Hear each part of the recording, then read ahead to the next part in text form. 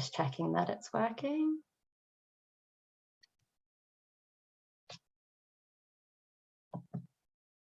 Amazing, we're live. Yes. Sorry about that slight technical hitch. Just checking that it's working. Okay, so to carry on, for everyone that's joining through YouTube, welcome to our Healing and I Should Have Hugged You title when we last met Q&A event. My name's Hattie. I'll be doing the quick introduction at the start before passing over. So a bit of info for everyone before we get going.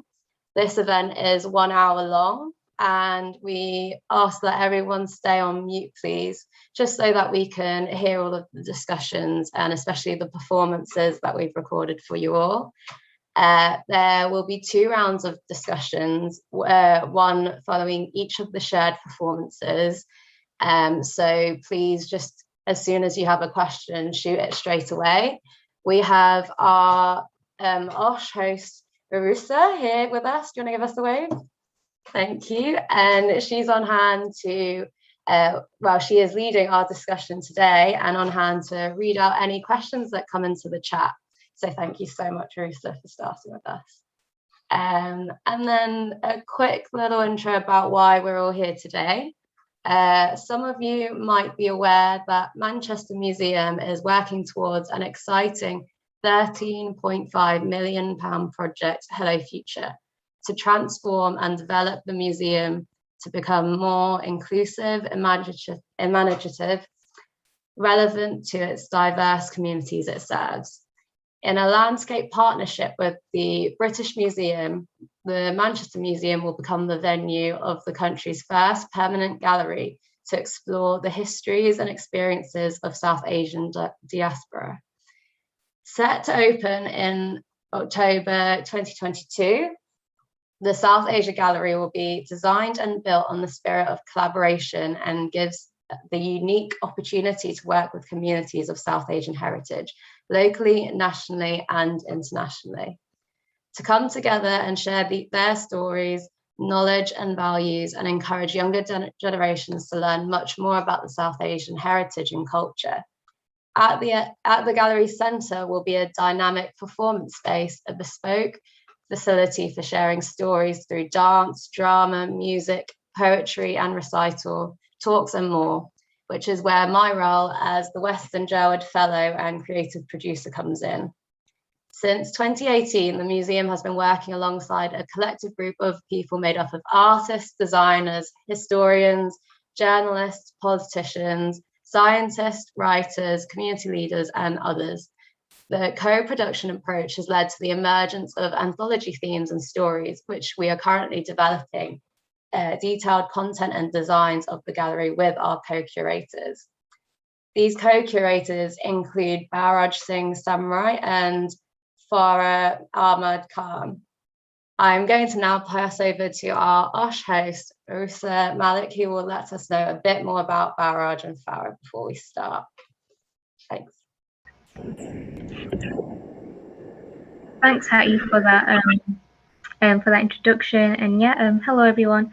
I'm Urussa, and I am part of a young people's collective at the Manchester Museum called Our Shared Cultural Heritage, and we kind of work with the museum and outside of the museum to encourage more young people, especially of South Asian heritage, to take part in the heritage sector.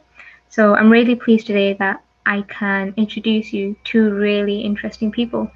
Firstly, we have Farah Ahmed Khan, Queen of Verse. Having trained as a barrister, Farah led a legal career, but her transition into the humanitarian sector has taken her to refugee camps and communities across the globe, where she has gained further deep-rooted exposure to arts, culture, and heritage. As an avid creative, Farah uses her experiences to write, perform, empower, and educate across a multitude of educational platforms and forums, both locally and globally. She is a globally exhibited artist and has commissioned several pieces in multiple languages. Farah has also been recently commissioned by Manchester International Festival to develop new work incorporating oral histories of migrant key workers. And in collaboration with Farah, we have Balraj. Balraj, whose first full name is Balraj Singh Samrai, is a music producer, DJ, director, educator, and manager. Balraj co-founded Manchester's Swing Ting record label and party profiled by The Guardian, Resident Advisor, Fact Magazine, and Bandcamp Daily. He's appeared on BBC Radio 1, BBC Asian Network, One Extra, and Six Music, performing and delivering in Canada, China, Thailand, Colombia, Armenia, and Jamaica, and at festivals and venues such as Glastonbury, Outlook, Havana World, Music, Circular Art, Lovebox, and Wimix. So yeah, these are our two artists of our folk who have collaborated in a really interesting way. So yeah, I think I'd love to introduce the first collaborative work they made, which was called I Should Have Hugged You Tighter When We Last Met. So yeah. Thank you, Urussa. So here's the first sharing.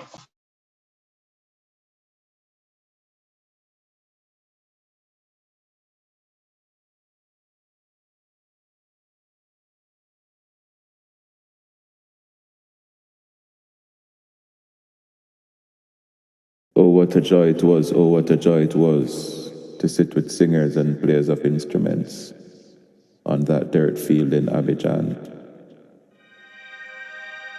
We said Abidjan to the audience and they said Abidjan back. We said Abidjan to the audience and they said Kingston back.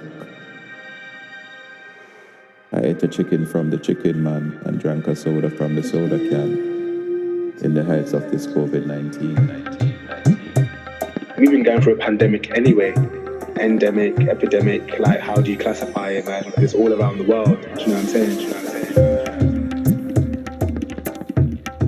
Pan-African, South Asian, indigenous, people of color.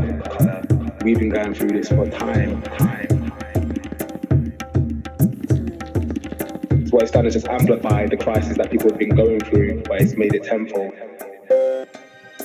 Do you know what I mean? It's just kind of outed the system. Why do we need more inquiries? You already know systemically what's been happening in the country, like how prejudice, the discrimination that we face. We already know all of that stuff, so get into action. Oh, what a joy it was, oh, what a joy it was to sit with singers and players of instruments on that rooftop at Freedom Center in Accra. I had jollof rice and jerk like chicken. I was able to hug my sister. I was able to hug my brother. Then I was unable to hug my sister and hug my brother. As the news came in, 10 cases there, 10 cases here. 100 cases there, 100 cases here. 100 cases everywhere in this COVID-19. Oh, what a joy it was, oh, what a joy it was. Travel from Mexico City to New York City to Kingston City to Paris to Berlin to Lisbon to Accra to Abidjan in this COVID-19 like a phantom escaping the virus here, escaping the virus there, escaping the virus everywhere in this COVID-19. It went from lockdown to cop-down in this COVID-19. Confusion there, confusion here, confusion everywhere.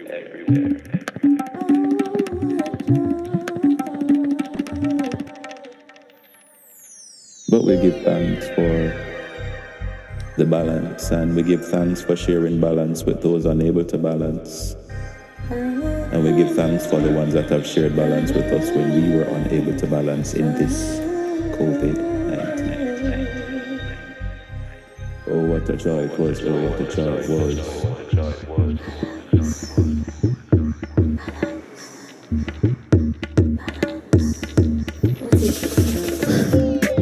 How naive I am, preparing for 2020. As this is my year, I vow vehemently. Standing beneath fireworks, we all make resolutions, thinking about new jobs, goals, and an array of creative solutions. How oblivious we are to all that is about to change, and the new world order, so extraordinarily strange. Over the next few weeks, we ignore the news. The virus in China doesn't fail to amuse. Before long, memes explode across the internet, but we're not really paying attention because it hasn't hit us yet. Wuhan is just a headline far, far away. So I don't stop, I don't look, but I do turn the other way. And then out of nowhere, it spreads with aggression. From memes to headlines, it's now the latest obsession. Panic spreads as we realize there is no protection. We are all prisoners of war to this invisible infection. Suddenly, I'm surrounded by facts and statistics. It makes me anxious and somewhat ballistic. Now you're telling me I won't survive this thing? Based on what? The color of my skin? There is anger and panic and fear and hate. New rules, we must stay at home and isolate. Forget thinking about marriage and what's my type. I'm scouring the internet for anti-back wipes. As Brexit Brigade becomes tough to condone, we start clapping for people who were told to go home. No longer are we spoiled by choice and variety. Empty shelves now portray a crumbled society. Stuck at home, I feel guilty for all that I have. My heart bleeds for those outside, living out of bags. The race to survive becomes brutally unfair. Altruistic traits are now so rare. Not everybody will be furloughed or even qualify for 80%. Fear thickens my throat when I think about the rent. And amongst all the socio-economic and political issues, what are we seeing? Moronic quibbles over toilet tissues. Thoughts spinning out of control and spiraling emotion. Inside my mind there is so much commotion. I'm all alone to face my fears. There is nobody here to wipe my tears. Inside me grow mountains of deep regret. I should have hugged you tighter when we last met. I should have hugged you tighter when we last met. I should have hugged you tighter when we last met.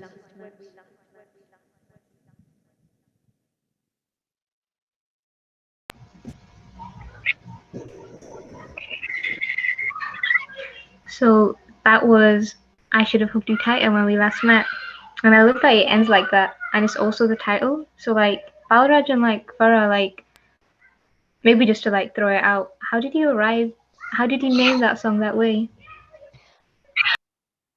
Well, it was the last line, and Balraj really liked the last line that I had written, so asked me if we could put that into the title, and it just felt very right at the time, so we just went with it. Yeah, there was somebody who we worked on. So as part of this project, it came about because it was funded by Opera North in Leeds, and they had wanted me to connect with somebody like on the project. So it was called Resonance, which is a lockdown edition. And I could sort of put in the application to connect with Pandit G, who's of Asian Dub Foundation. And so he's got a lot of experience in, kind of releasing work with this kind of, I guess, a little bit more of a social commentary sort of feel. And he suggested actually to me that he felt that line was like the sort of the line that really stuck in his head afterwards. And then I checked this with Farah, and we both were good with that. And I really like the "Oh What a Joy" line, which kind of begins the piece as well, which is kind of actually in brackets sort of with the title too, because that's the first. So the first half, just a bit of background on the collaborators as well. The first half starts with Gavin Gavsborg, who's from Equinox, who are like a Jamaican collective, electronic music collective, and Shanique Marie is also on the track. So you kind of hear her. She's part of Equinox. You kind of hear her vocals sort of complementing throughout the spoken sort of poetry throughout the piece as well. And there's also some tabla from Vikash Sankadisha, and Tunde Adekoya he's a friend of mine who speaks. There's some just like snippets of vocals sort of at the start of the piece and a little bit kind of in the first half. So he's kind of quite active in the community and music and event production, and so he's a friend of mine from quite a long time ago. So yeah, it really brings together quite a lot of different voices, and Farah's kind of second half is a real sort of climatic point, though, I think. Thank you. I actually didn't know that Panditji had suggested that, so I'm kind of a little bit starstruck at the minute. Thank you. I didn't know that. But also a huge thank you to everyone who's turned up to the event today, and thanks for having us as well, you guys. It's a pleasure to be here. It's really interesting.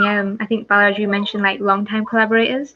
I think when we last spoke, there was a really interesting sense about how yours and Farah and you yourself, this was a new collaboration and it's happening throughout lockdown. It's happening in such a different way. How do you think that like impacted this piece that came out?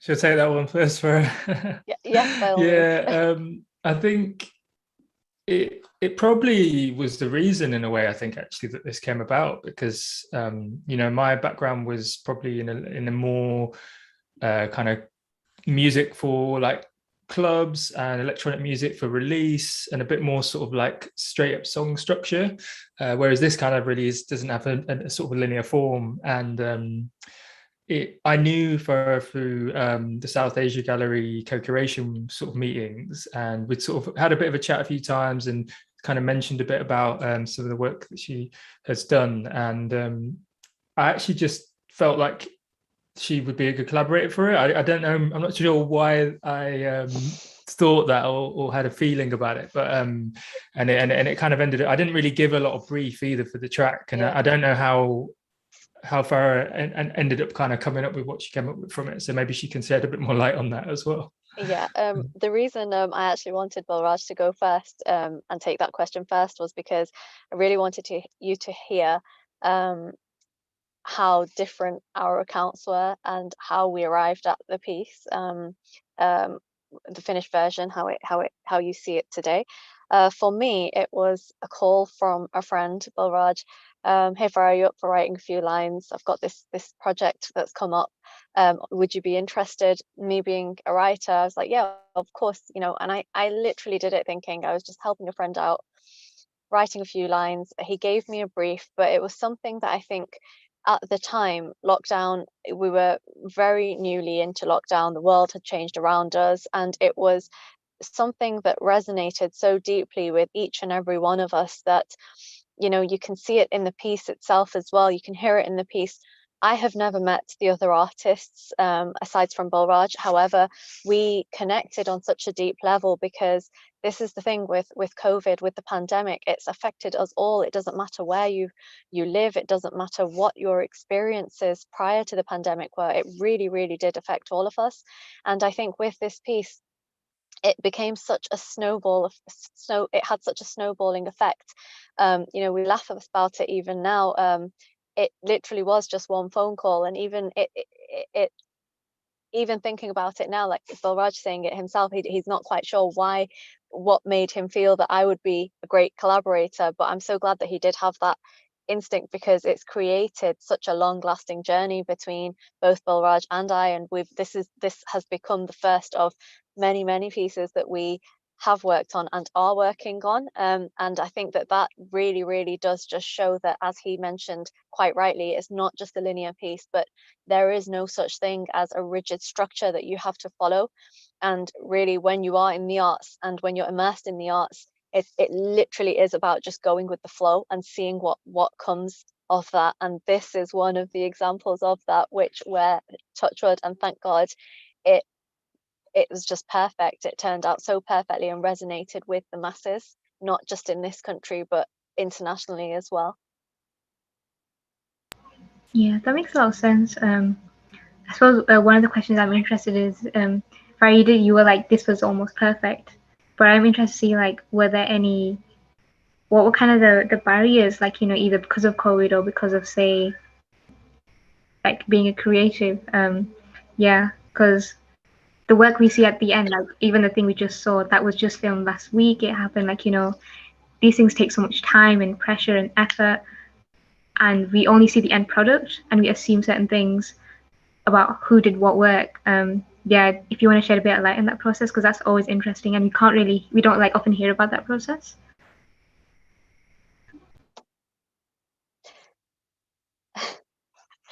I think that so there's this process for this particular piece, and including the filming last week, it was a little bit different to just working independently. And the initial video and audiovisual that we came up with for this piece, we did completely independently.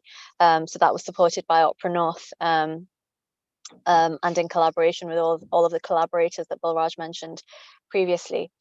I think just to sort of go back to the top of your question, right at the onset, obviously it was COVID-19, the pandemic had hit. It was very difficult. We couldn't go into a studio space. So a lot of the work, a lot of our discussions were being had over Zoom. We had a lot of phone calls. There was, I think one of the reasons we were able to overcome barriers though as well was because it was definitely the trust that we had for one another. As an artist, I really trusted that Balraj, I trusted that he was a very, very good producer. He trusted that I was competent in my writing and my ability to, my vocals, my performance, that we didn't interfere with each other's art form.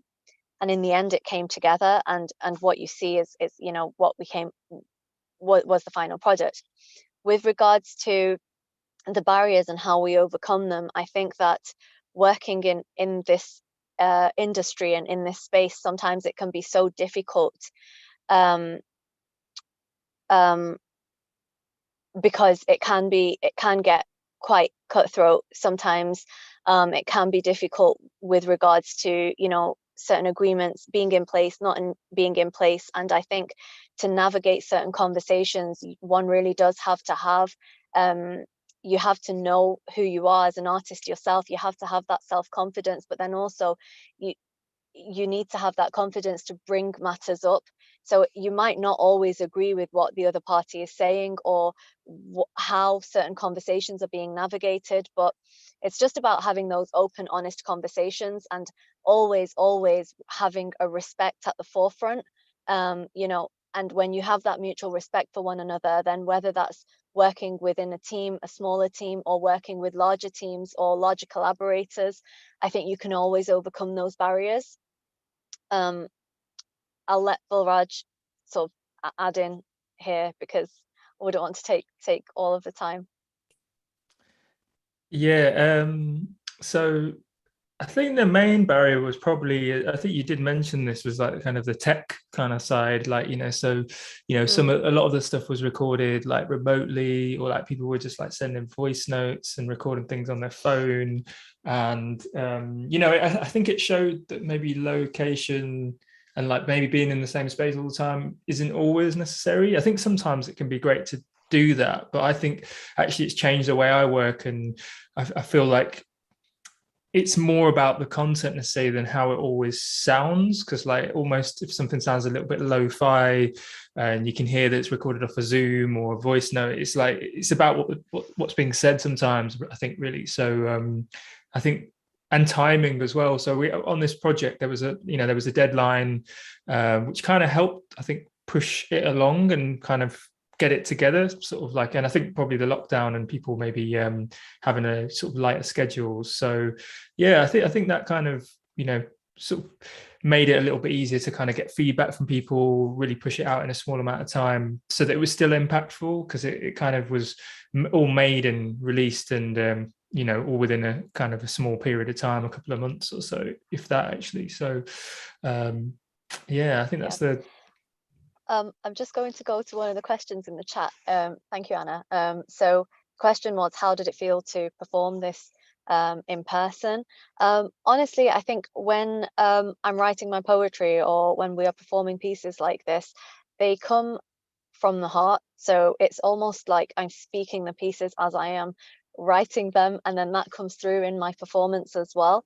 I don't ever choose a project or choose a piece of poetry or write about anything that I'm not passionate about. So I'll always go for projects or pieces that really do strike an interest. So when it came to performing it, it just felt very, very organic. Performing it in the museum space, of course, was I think for Balraj and I, it was an amazing experience because especially for myself, I've always visited the Manchester Museum since I was a young child. So it was, and then when I did my law degree, it was just opposite the road at the University of Manchester. So I often used to come into the museum space on my breaks or when I had free periods. So then to go back and to commence filming of a piece that I had put together with Balraj and the other amazing collaborators, it felt very, very surreal to do that in the museum space, and that was really, really fun. So it was definitely an amazing memory. And I think that's when I was saying that this journey has really just snowballed from the onset. Balraj and I often have these conversations with one another where we enjoy so much where our journey has brought us, because from that phone call, or hey, are you interested in writing a few lines? We have just come we've come so far, and it has been so fun as well. So where you were speaking about barriers, Urussa, there are always difficulties, but there is always so much more to counteract that when you are in a field that you're passionate about and when you are following a journey that you truly believe in. So there's always stuff to counter the barriers. That sounds like if the collaboration works, then yeah, it has the power and like the space to like make work good no matter what. Thank you so much, Farah and Balraj. I'm going to introduce the next piece, also brilliant, called Healing. Hattie, if you could run it, thank you. I just want to add quickly something that Farah said when we met and shared this together, that you could just see all your emotions that went through in that kind of edit of it as well. And I remember every single part, like when we filmed in the museum, and it was just such a lovely day to like film with you both. But yeah, anyway, I shouldn't be interrupting. I'm going to go to the next sharing, which is Healing.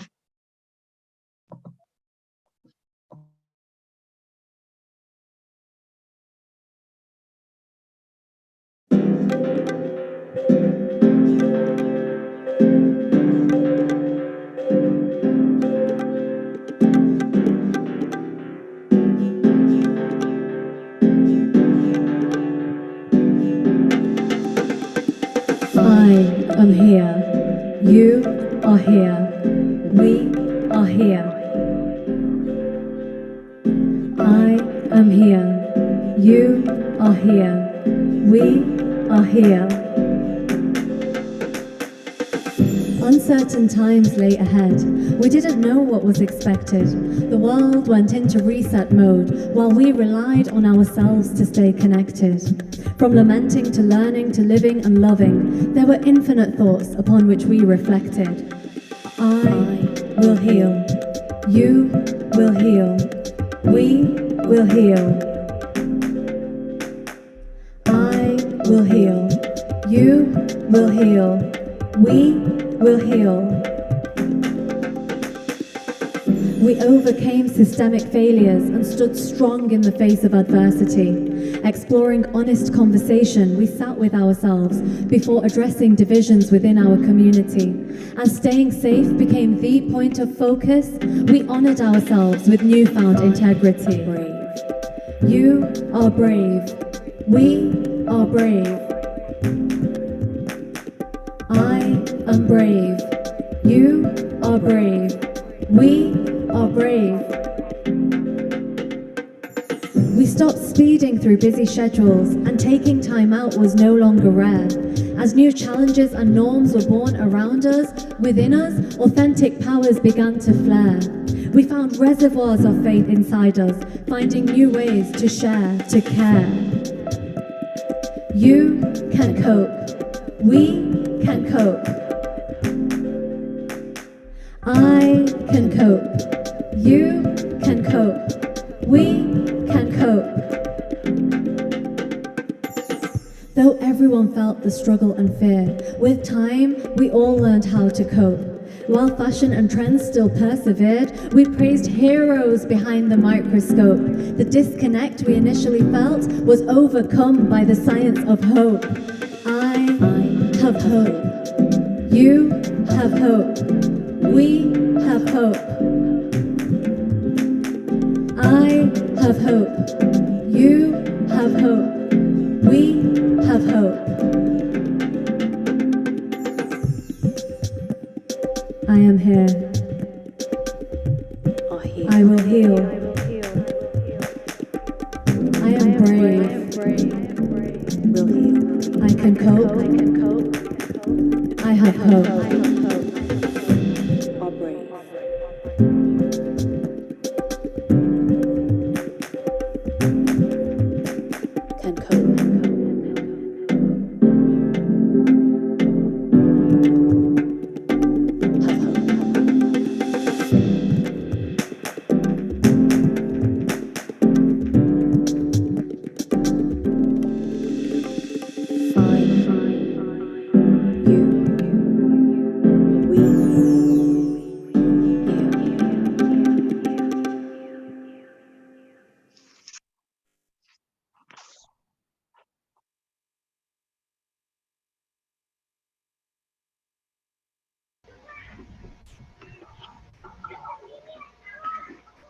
I just love like there's like a loud optimism in this and like a quiet optimism in that I, you, and we, and it really contrasts with that the first piece of I should have hugged you tighter when we last met.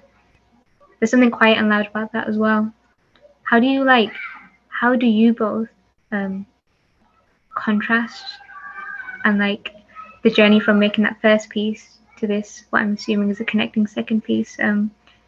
Yeah, what made you go from that to that, I suppose? Farah, if you'd like to answer first. Thank you.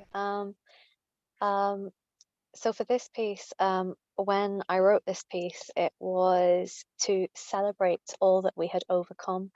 It was to celebrate our resilience. It was to pay homage to all of the key workers, NHS workers, to people who had survived the pandemic. You know, we were at this point almost a year in, when this piece was written, and we had faced so much loss, so much devastation. I had lost, personally, I had lost so much in the pandemic, loved ones, and it was such a difficult year. But when we sat and looked at how much we had overcome and achieved, I felt so passionate about putting that into a piece. The reason that there are affirmations within this piece is because I really wanted to help people, help the audience. So when people listened to this piece, I wanted them to repeat those affirmations. I wanted them to repeat the affirmations to themselves, to people around them. I wanted to use my writing to connect people. So it was no longer about me or you. It was no longer about us or them. It was we. We were all here. We were all one. We were all a collective. So the reason that I put positive affirmations in there was to really reinforce positivity. It is so easy to, say to someone, just think positively and positive things will happen. And I'm not by any means undermining anyone who does say that. However, I think that it's a very difficult journey that we go on. We can't always be positive when you have had to overcome so much struggle, or when you're in a global pandemic. It's very, very difficult. Life has completely changed for so many of us. But I think that to continue to try and be resilient, to continue to try and train your mind to see the positives, to see the bigger picture, I think that within itself is a skill. And I really wanted to hit home with that in this piece. And again, just a huge thank you to Balraj, because Balraj had, remember when I said to you that we align in so many ways, and Balraj had I'll not speak too much about this because I'd like him to speak about it himself, but he had this vision of a celebratory piece, but the music that he brought to the table with this, it was initially, so you hear the final version, I've heard every version. I fell in love with it from the very, very first time that I heard it, because it was it literally was music to my soul, and I knew then that this fit the work that I had written. And I'll let you continue, Balraj, because I could talk about this like all day, every day, because this piece is actually one of my favorite pieces, and it always makes me feel better. There's just something about it. I absolutely love it. The music is just, it just captivates me. Yeah, this is quite a interesting piece, really, because I think there's strangely a few of the questions in the chat almost like connect this together. I feel like, because I know that Isha said about how do you want others to kind of see things in years to come and inspire people and things, especially in the diaspora. And I think both of these works were kind of born out of trying to kind of communicate what we'd been feeling and what we were kind of going through, and making sure that it's not forgotten and that it's sort of archived. And the process is very different on both works, I think, as well. And I think, again, I have to shout out Panditji, who's kind of been in this for so long, and he sort of, again, was quite like driving. He was like, oh, what's next? What are you going to do next after I should have hugged you tight when we last met? And I was like, oh, maybe it could be cool to do something sort of positive, because there'd been a lot of medical discoveries going on, and like Farah said, like, we're really thankful for the community and the way community had come together. And there's a lot of like division that seems to be kind of going on politically, I think, and actually I feel like there's a lot more that unites people and unifies people. And I was feeling a lot of unity in my own local community and street where I live, and so I think it really it was nice to sort of try and celebrate that, really. And I think a really strange connector, and I feel like it'd be good to sort of say this on here, was the original instrumental work I had was something that I was once doing some workshops with the museum and Whitworth Gallery at one point. And I ended up sometimes in downtime between people coming in, because it was an open session, you'd have time to just jam on the music. And I actually had the main sort of line from this from a long time ago, from like 2017 or something, I think. And I just had this like little loop going, and then I kind of developed it a little bit, and then I kind of sent that to Farah and said, like, this is my idea for the positive one, like with these, and she took the clapping and kind of put those affirmations in there. So it's kind of quite an interesting story, really, the whole journey. It kind of, for me, it's good never to throw like an idea away as well, because I kind of had this like sketch a long time ago, so I kind of feel like there's always ways of kind of like repurposing something. And at the time I didn't really know what I was doing with that sound, and I guess it connects as well. So I think, Anna, what you were saying, when we performed it, as soon as we performed it again, the emotions come back every time of what you were feeling at the time. So I think with I Should Have Hugged You Tighter as well, like we recently had to get the sets together to perform at MIF Festival for the first time together in person. And I think I was like, well, I kind of forgot how like kind of moving this track was, because with all the different elements of it and things. So and I'm saying that because I'm more behind the scenes, and there's a lot of amazing vocalists on the top, so I feel like I could say that on it. So yeah, I think there's a few more questions coming in, but I'm sure we'll kind of cover those shortly. Urussa. I was just going to say, before you move on, you also forgot how short I was when we turned up on the sets of MIF.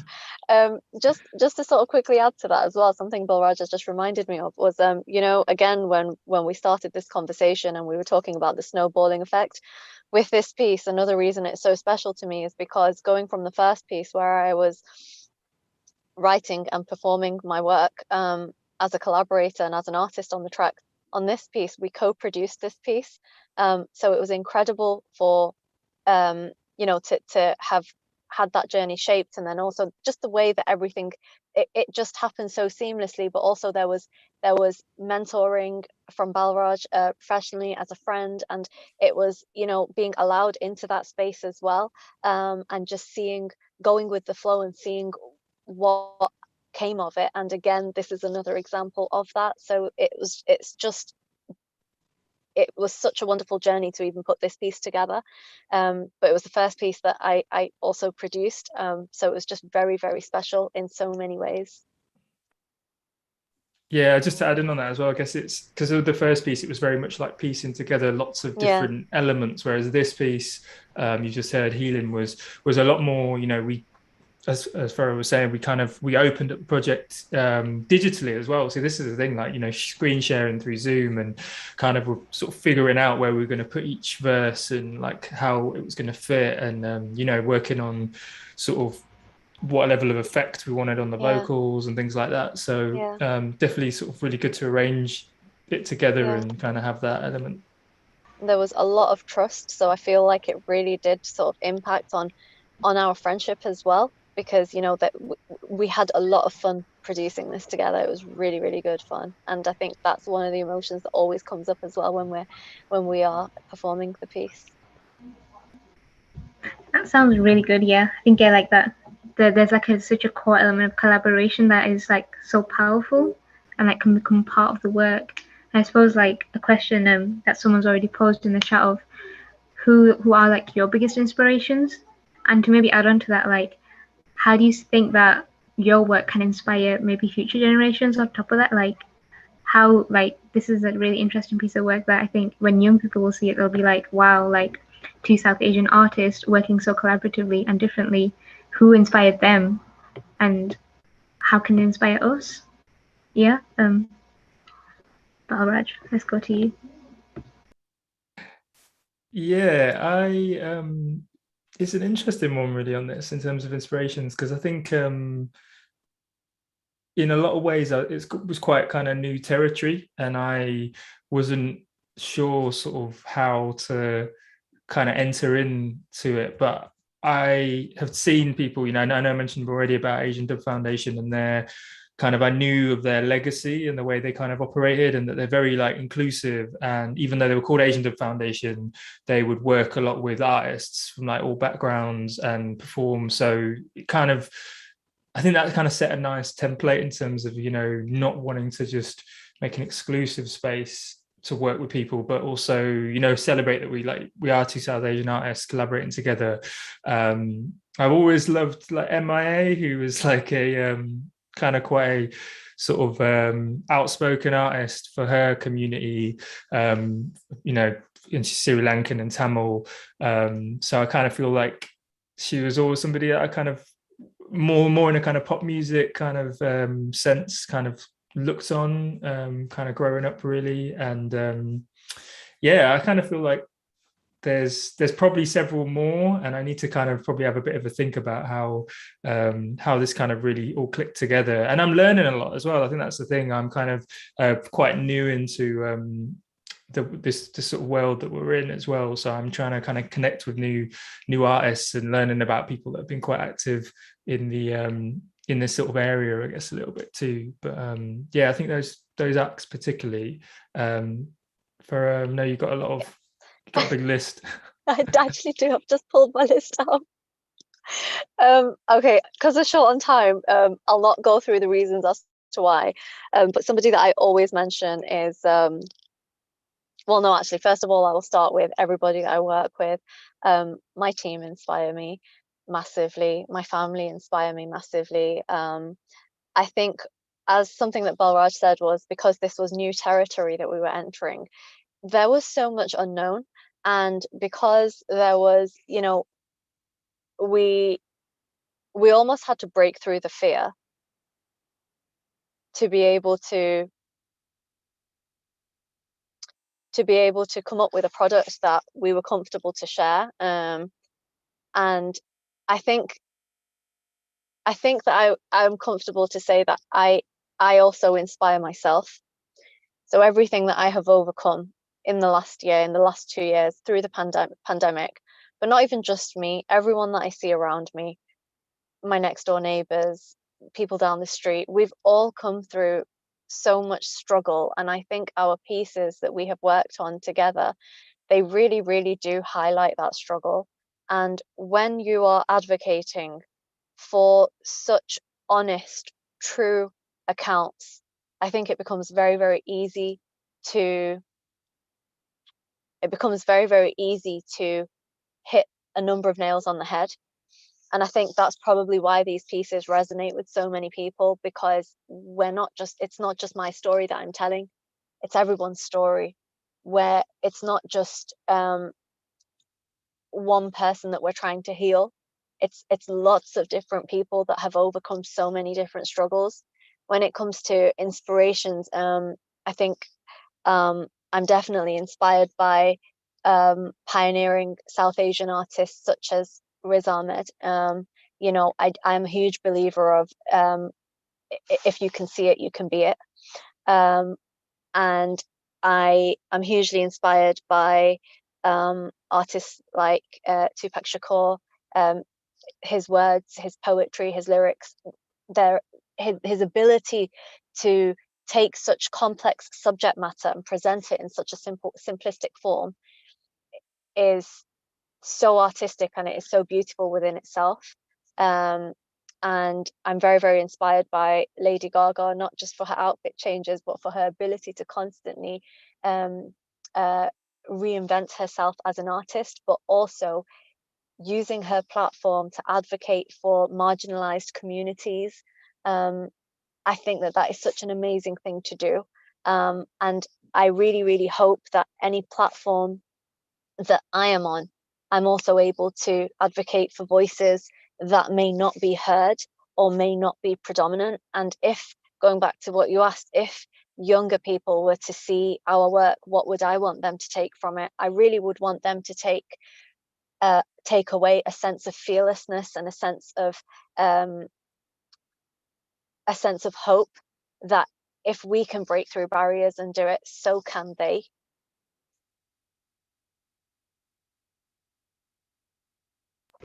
I think, yeah, that kind of that point of legacy, Farah, about, yeah, that when people see this kind of, when young people especially see this work and they see that things are possible, you can say, like, you know, you can respond in a way that feels true to you and authentic, and you see people like yourselves doing it. I suppose, yeah, jumping away from the audience and more towards the work, where do you, yeah, what kind of work do you both see maybe collaborating on in the future, potentially? It never stops, does it, Bal? We're actually collaborating on a number of pieces. The next piece that will be released hopefully in a few weeks is a Season for Change commission, which we are working with the Manchester Museum on, and that is a piece focused on climate change. It's another audiovisual piece, another topic that is so close to both of our hearts. We have got a number of other works in the pipeline, some of which we are unable to speak about right now, but some of the recent works that we've worked on as well were the Manchester International Festival commissions. I don't know if you want to add to that, Bal. Yeah, sure.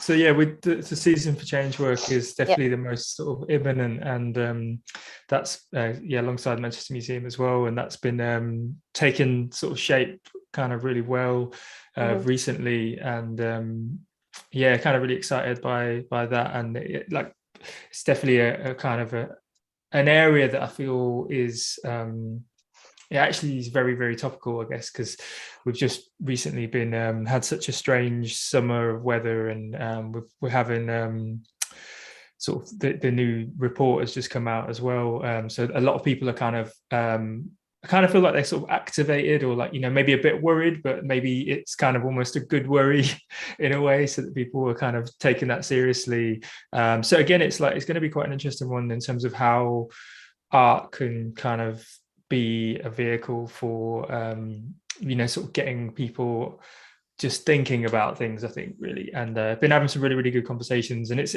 actually got me kind of going deeper into sort of an area that I'm kind of very interested in already, kind of around, you know, food and kind of clothing and sort of supply chains, as well as put climate policy around kind of climate. And so I've been speaking with a lot of people from the museum and wider kind of community, as well as collaborating with musicians. So it's probably going to end up taking a format a bit more similar to I Should Have Hugged You Tighter, but it's still in the works.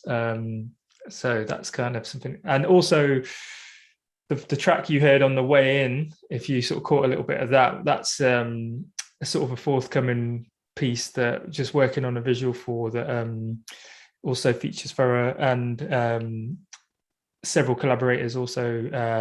That is a piece that kind of is probably a little bit more of a personal sort of story, but it also is linked to sort of the pandemic and the way in which, I guess loss can also be something that makes you appreciate the things you have. So I'm kind of looking forward to releasing that soon as well. So that was one that had support from MIF, as Farah mentioned. So there's a few things that we've been kindly supported by MIF from, which has been really a great journey. Yeah. Nice. Really looking forward to that. And I think we can probably follow your creative and collaborative and independent journeys via your Twitters, which Hattie so kindly put into the chat. But yeah, thank you so much, Balraj and Farah, for sharing your work with us and sharing what happens and how it comes about and how it inspires, because it's quite nice to hear this process that is just so hard to get access to, and you've talked about it so authentically and so joyfully. I also work in the arts, and I'm this reminds me of why I want to stay here and work here. But yeah, thank you so much for sharing your work with us in the way that you have. I'm going to hand it over to Hattie, who has closing words for us. But yeah, thank you so much once again, Balraj and Farah, for your words. Thank you, Urussa. Thank you, Urussa. I think you did the job for me, to be honest. And thank you firstly to Farah and Bal for being so open and authentic, as 100% the word for it. And Urussa, our amazing host today. Just beautiful questions and amazing questions from everyone in the chat. So thank you so much for getting involved. This session is recorded. We will have it on YouTube. You will have seen I've added a few links into the chat about Seasons for Change, which I'm really excited for. There's all the promo information there and all of our socials. So yeah, give us a tweet, let us know what you thought of today, and please fill out the feedback form that I've also included. You should get it in an email as well as we finish. But thank you so much for I feel like we could have had a 5-hour conversation. We had a conversation, a few conversations leading up, and it was just so inspiring and beautiful, and it just felt like it would never need to end. And hopefully we do more of these, and I'm so glad you've got another project with us at Manchester Museum where this work will continue. Thank you so much, and thank you everyone for coming. And thank you. Thank you everyone. Take care. Thank you. Take care. Thank you.